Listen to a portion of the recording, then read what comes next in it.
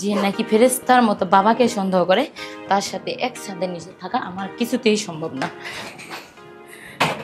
কি ব্যাপার, কোথায় যাচ্ছ? বাবার বাড়ি। কেন? কেন তুমি জানো না?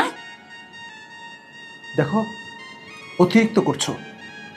দেখো, যে অপরাধ করেছো সে অনুযায়ী কিন্তু আমি তোমাকে শাসন করিনি, অতিরিক্ত করে ফেলেছো।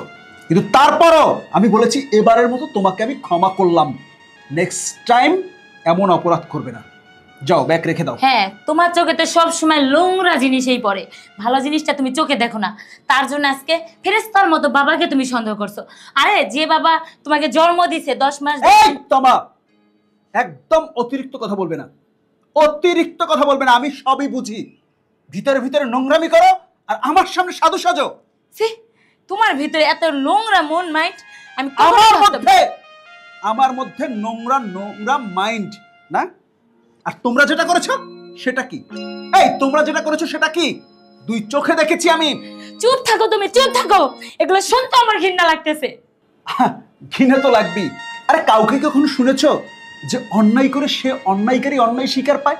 আরে তুমি তোমার শ্বশুরের সাথে, শ্বশুর হচ্ছে বাবা সমতুল্য, সেই শ্বশুরের সাথে যা করেছো সেটা তারপর আমি ক্ষমা করেছি। তুমি আমাকে যা খুশি তা বলো, তা ওই ফেরেশতার মতো মানুষটাকে আর একটাও কথা বলবে না, বাজে কথা তার নামে বলবে না। আবারও বড় কথা বলছো? হ্যাঁ বলছি, কারণ তার মতো মানুষ হয় না।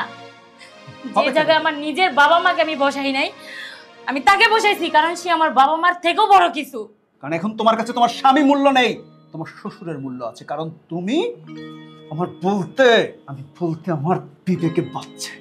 একটা মানুষ কতটা নোংরা হলে, কতটা নোংরা মন মানসিকতা হলে এমনটা করতে পারে। চুপচাপ ব্যাগ রেখে আমার জন্য খাবারের ব্যবস্থা করো। কিসের চুপচাপ? আমার মতো একটা বাজে মেয়ের সাথে তুমি যদি চলো, তুমিও বাজে হয়ে যাবে।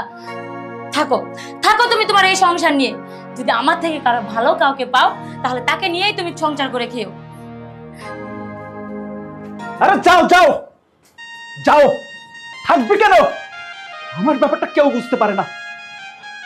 তুই চোখে দেখেছি তারপরও বড় বড় কথা।